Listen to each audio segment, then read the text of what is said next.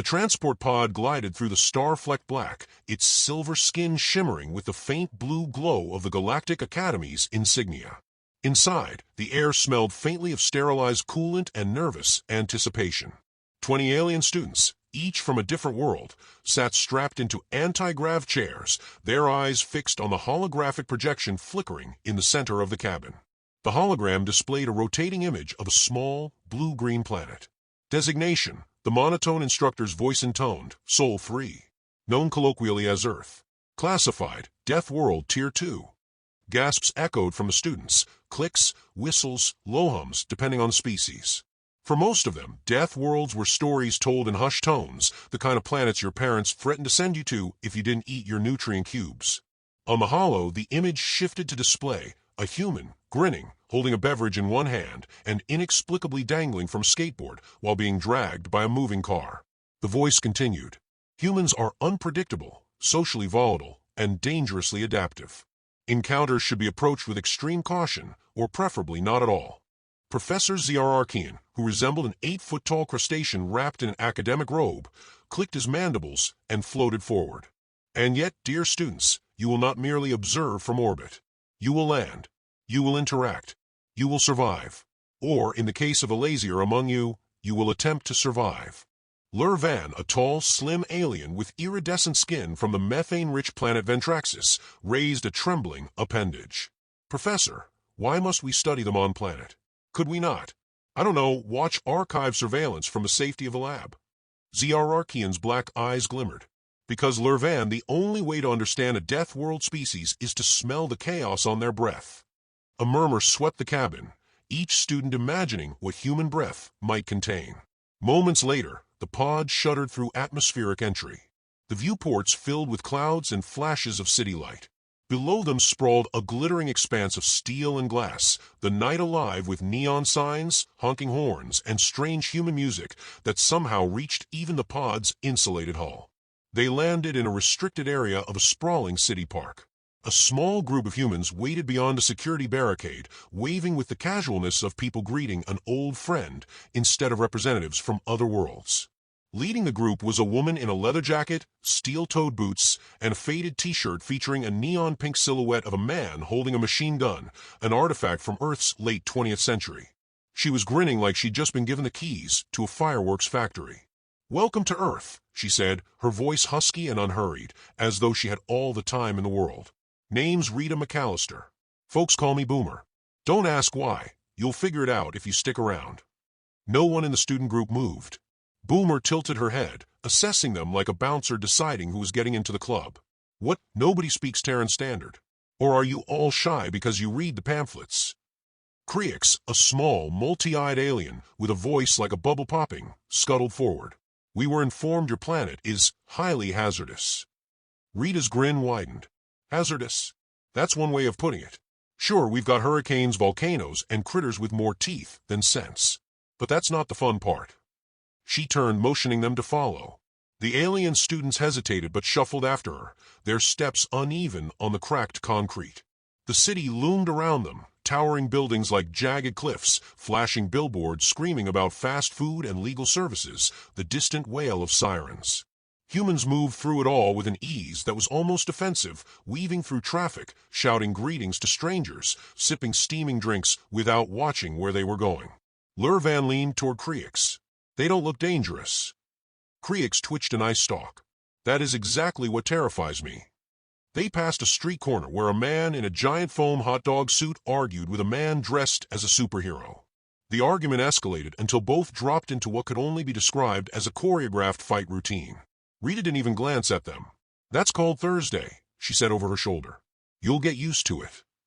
At a crosswalk, the group halted as a swarm of small, furry creatures darted across their path. "Feral drones," one alien whispered. "Nah," Rita said. "Squirrels. They're harmless unless you're holding food. Or shiny objects. Or you smell like almonds. Don't ask." The professor observed silently, his claws flexing in satisfaction. Every moment here was data, the erratic traffic, the unguarded mingling of species, the constant low-level hazards that humans seemed oblivious to. A sudden commotion erupted from a small shop to their right. Two humans barreled out, clutching something bright yellow. "It's the last box of Twinkies," one shouted. The other screamed, "Over my dead body." They collided, tumbling into the street as horns blared. The alien students recoiled. Surely, they thought, this was a lethal dispute over a sacred resource. But to their confusion, passing humans just stepped around the brawl, barely sparing it a glance. A street musician began improvising a song about Twinkie justice. Boomer didn't even slow her pace. "Stick around," she called. "You'll see worse before breakfast." The group reached their temporary housing, a converted fire station with red-painted doors and an ancient-looking brass pole in the center of the common room. "This'll be home base," Rita announced.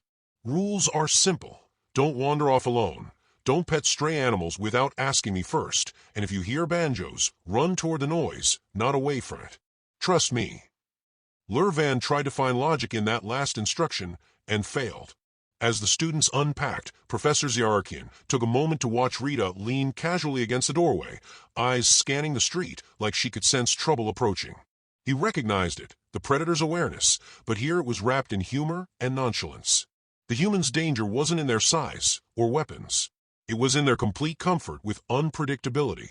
Outside, the city kept moving. Sirens, laughter, arguments, the smell of something frying in oil. The alien students, still tense from the Twinkie brawl, exchanged wary glances. Whatever they had imagined a death world to be, this was stranger, subtler, and infinitely more unnerving. Boomer smirked, as if reading their minds. "Relax, kids. First day's always the easiest." Something in her tone made it sound less like reassurance and more like a dare. They didn't yet know it, but by the end of this trip, every single one of them would understand exactly why Earth's reputation was not only earned, but wildly understated. Morning on Earth arrived not with a gentle dawn, but with the shrill cry of a garbage truck reversing outside the firehouse. The alien students stirred in their bunks, some shielding sensitive eyes from the flood of sunlight, others covering auditory receptors from the mechanical screeching. Boomer was already up, sipping coffee that smelled like scorched earth and defiance. "Rise and shine," she announced, her voice far too loud for beings unaccustomed to caffeine or urban mornings. "Time to see the world, or at least the parts of it that won't get us arrested before lunch." Professor Zyarkian clicked his mandibles approvingly. "Remember your objectives. Observe human behavior. Identify survival strategies. And for the love of the cosmos, do not provoke them." The group set out into the city, their formation more like a herd of startled herbivores than an academic delegation. Humans streamed past in a rush, navigating narrow sidewalks with the grace of predators that had evolved in perpetual motion. A man on a bicycle hurtled by, balancing a tower of cardboard boxes without touching the handlebars. The Ventraxis student Lurvan froze in place, stunned by the blatant disregard for personal safety. "That," Boomer said, catching the alien's gaze, "is what we call multitasking. Highly dangerous, totally unnecessary, and weirdly impressive." The first stop was a sprawling park. To the aliens, it looked deceptively tranquil, grass, trees, and a glittering pond. That illusion lasted until a gaggle of Canada geese approached, hissing like malfunctioning airlocks. Krieks scuttled behind Zyarkian, convinced the creatures were launching a coordinated attack. Boomer, unfazed, stepped forward and clapped her hands once. The geese retreated, honking indignantly. "They're not predators," she explained. "They're jerks. Difference is subtle but important." The students jotted notes in their translation devices, their expressions a mixture of awe and confusion. How could such fragile-looking bipeds command the obedience of hostile avians with nothing but sound and posture? From the park, they moved into a district lined with neon signs and the rhythmic pulse of bass-heavy music. Crowds swelled around them, humans in every shape, size, and style of dress, some painted in team colors, others wearing elaborate costumes. Rita explained that it was game day, though she left it vague whether this football involved actual combat. The aliens observed the pre-game ritual with growing disbelief. Entire parking lots had been transformed into miniature villages, complete with open flames, music systems, and tables piled high with food. Strangers greeted one another as if they were long-lost kin. The smell of charred meat hung in the air, making several students lightheaded. "This is a pre-battle feast," muttered a student from a low-gravity world, their voice trembling. Boomer laughed. "Not a battle, though you might see some skirmishes in the stands if the ref makes a bad call." As they pushed deeper into the crowd, a group of humans invited them to join a game involving tossing beanbags into holes cut into wooden boards. The aliens accepted cautiously, quickly realizing the activity required more coordination than expected. When one student managed a perfect throw, the humans erupted in cheers, hoisting the alien into the air. For a moment, the fear ebbed, replaced by something new, an uneasy respect for the strange warmth and immediacy of human camaraderie. After the game, the group navigated a street where traffic seemed more like a contest of wills than a regulated system.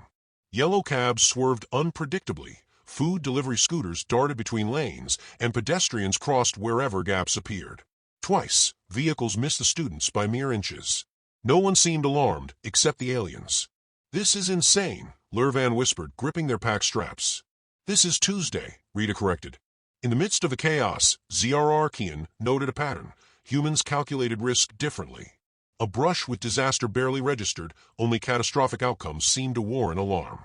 Survival here wasn't just about strength, it was about existing in constant proximity to danger until it became background noise.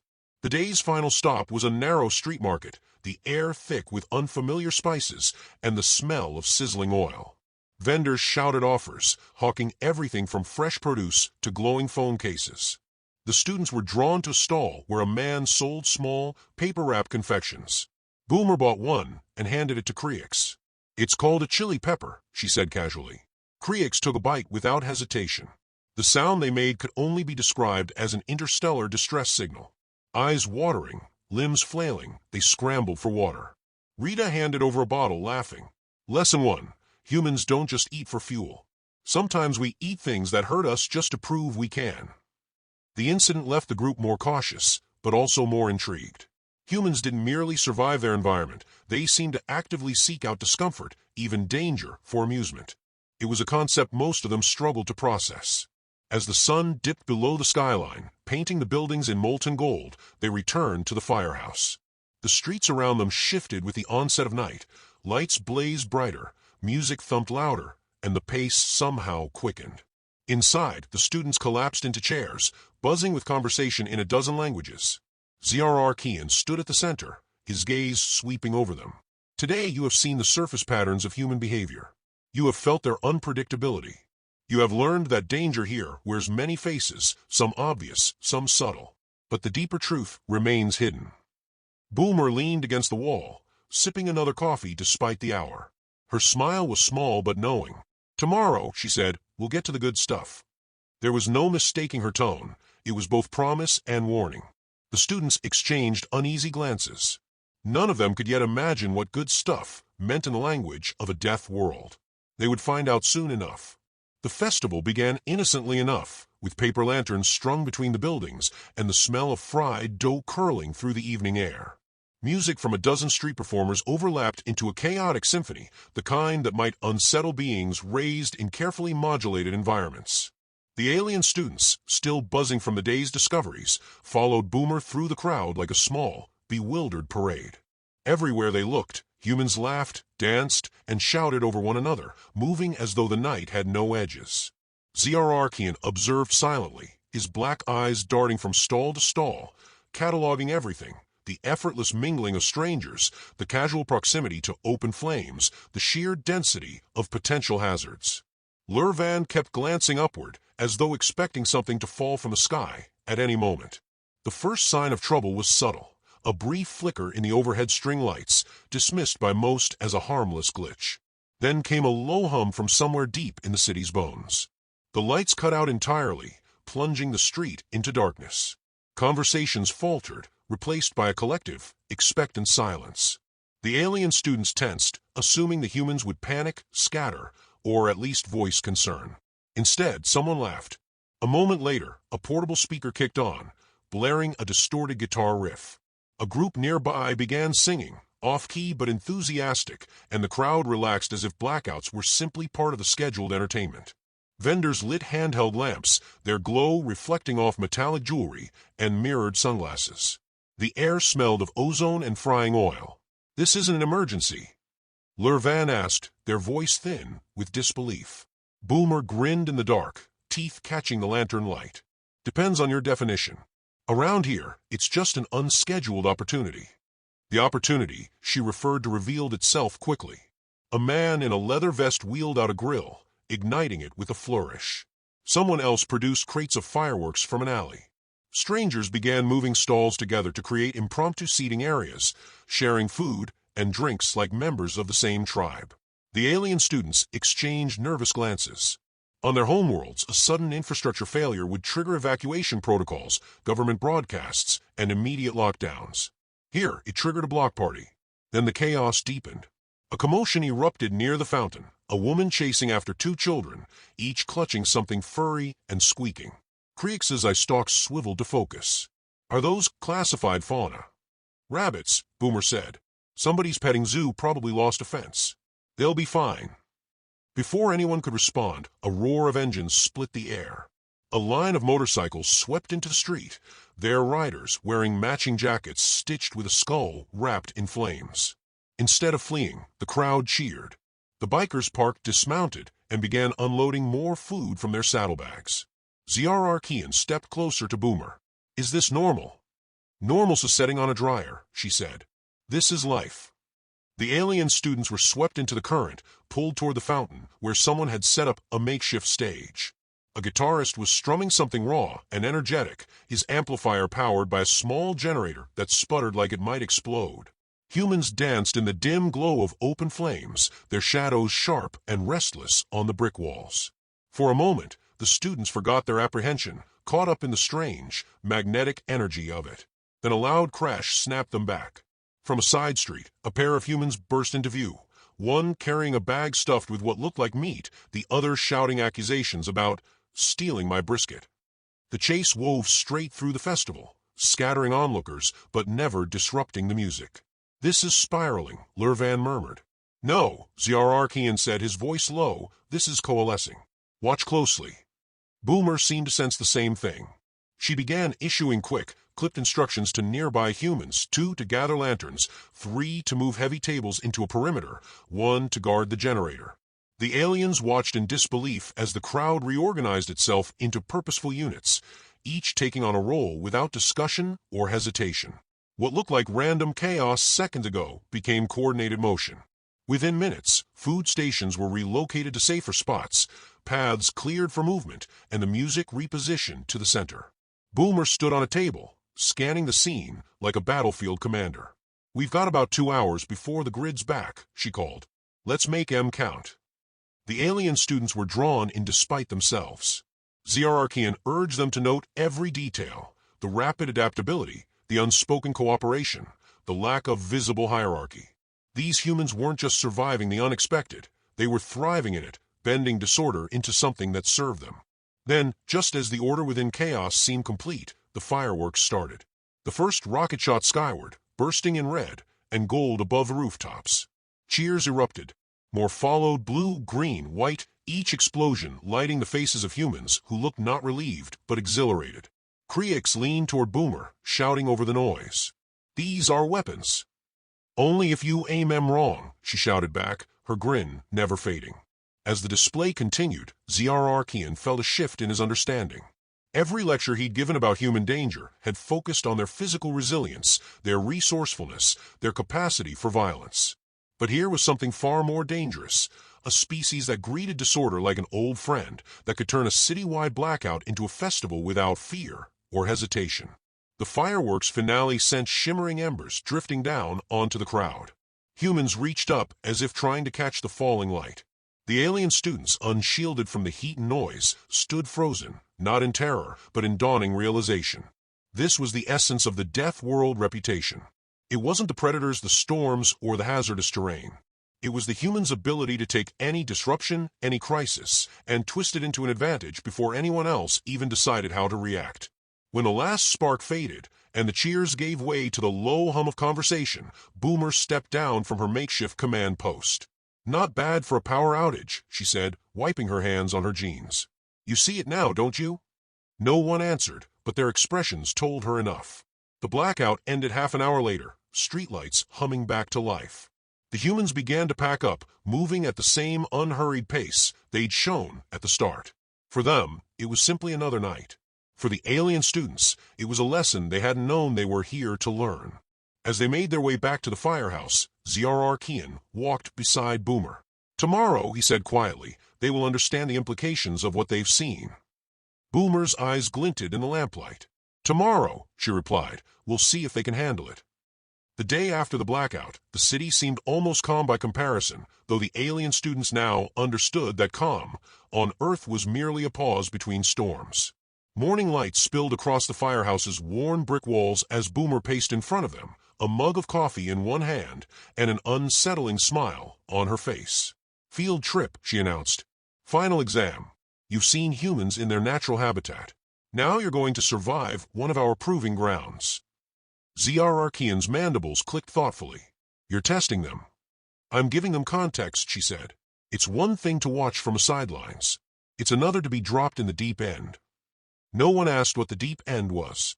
They found out an hour later when the group's transport stopped outside a squat building with a flickering neon sign, Dottie's All-Night Diner. The glass was fogged from the inside, the paint peeling from the doorframe. The students filed in immediately hit by a wall of smells, grease, sugar, and coffee so strong it could probably dissolve metal. Inside, the room was alive in a way that felt both dangerous and oddly welcoming. A pair of police officers sat in one booth, half listening to a man in a tattered trench coat who spoke in rapid, looping sentences about the moon being a government spy. At the counter, a woman in a sequin dress stirred her soup with the end of a cigarette. A biker gang occupied the back corner, speaking in low voices between mouthfuls of pancakes. The jukebox in the corner alternated between power ballads and classic rock. "This," Boomer said, gesturing to the scene, "is the ultimate test. Everything you've learned about reading a room, staying alert, and adapting, it all applies here. People call diners the safest places in America. That's only because they don't notice the danger anymore." The students exchanged uneasy glances. Creix was already perched halfway under the table, eye stalks swiveling to track every human within sight. Lurvan tried to take notes, but their hands shook too much to steady the device. They ordered food because Boomer insisted it would be rude not to. The plates arrived quickly, each one an overwhelming heap of fried or syrup-drenched something. One student from a water world took a tentative bite of a chili omelet and immediately experienced what Creix now referred to as the Pepper Incident, Part 2. Halfway through the meal, the front door banged open. A man stumbled in, carrying a box that dripped something red onto the tile. Every conversation paused for a fraction of a second, then resumed as though nothing had happened. The man slid into a booth, the box between his boots, and waved for coffee. The alien students were rigid with tension. "He's bleeding," whispered one. "No," Boomer said without turning. "That's barbecue sauce." "Probably." The moment passed, but the air stayed charged. The jukebox switched to a guitar riff that made Boomer smile faintly. She leaned toward Zrarkian. "Now watch this." A crash erupted in the back as one of the bikers stood, his chair clattering to the floor. He pointed at the police officers, shouting something about respect. The officers rose slowly, hands out, speaking in calm tones. The other bikers shifted in their seats, the tension radiating outward like ripples on water. The alien students froze, caught between flight and the urge to blend into the vinyl upholstery. But the humans didn't scatter.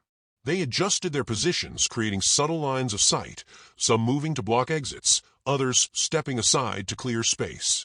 It was a dance, unspoken and practiced, as if every person in the diner had run this scene before. Boomer rose from her seat. She didn't shout, didn't posture. She stepped between the biker and the officers, her voice low enough that the aliens couldn't hear the words. Whatever she said made the man blink, then snort, then sit back down. The officers returned to their booth. The tension dissolved. Conversations picked back up like someone had flipped a switch. The students stared at her as she slid back into the booth, sipping her coffee as though she'd simply asked for the time. "Conflict resolution," she said. "Earth style. No manual, no protocol, just instincts practice, and a willingness to get in the middle of a bad idea before it becomes a worse one." Zrarkian was silent for a long moment, watching the way the room adjusted back to equilibrium. Finally, he said, "You don't merely survive chaos. You curate it." Boomer's grin deepened. "Exactly." The rest of the night unfolded in small, bizarre episodes that the aliens couldn't have invented if they tried. A man fell asleep face first into a plate of waffles. A waitress carried a tray, with 6 milkshakes balanced precariously on one arm, while holding off a drunk customer with the other. A group of teenagers entered, loudly debating whether to start a band or a podcast, their conversation shifting mid-sentence to conspiracy theories about Elvis. By the time they stepped back into the cool night air, the alien students felt as though they'd survived something far more complex than any simulated training. It wasn't danger in the traditional sense. It was immersion in a world where danger and humor, absurdity and efficiency lived side by side without ever contradicting each other. On the walk back, Lurvan finally spoke. "I think I understand why your planet is called a death world. It's not the storms or the wildlife or the chili peppers. It's that you never stop adapting. You don't even notice when you're doing it." Boomer didn't answer right away. She looked at them with something that might have been pride, or maybe just the satisfaction of a job well done. "That's the secret," she said at last. "You take what's in front of you, good, bad, or flat out insane, and you make it yours before it makes you its lunch." When the students returned to the firehouse, ZRR Kian gathered them in the common room. "You came here thinking humans were dangerous because of their aggression, their weapons, their stubbornness. You leave here understanding they are dangerous because of their comfort with the unknown. You cannot predict them because they do not require predictability to thrive." The next day, the alien delegation departed Earth. At the Galactic Council reception, they were greeted as survivors of an exotic trial. The council members expected tales of savage beasts, catastrophic weather, and brutal combat. Instead, the students spoke of chili peppers, geese, street festivals, and a place called Dottie's. They spoke of humans who could turn blackouts into parties, arguments into negotiations, and strangers into allies before the first cup of coffee was gone. In the council's archives, the official report was updated. Earth remains classified as Death World Tier 2. Primary threat factor, humans themselves. Weeks later, on a transport bound for the Academy, Creix found a package wedged into their cabin locker. Inside was a jar of hot sauce, a roll of duct tape, and a small music chip labeled "Welcome to the Jungle." The note attached was short, written in a looping human script, "Come back anytime, kids." The deep end's always open. Creix didn't need the translator to understand the meaning.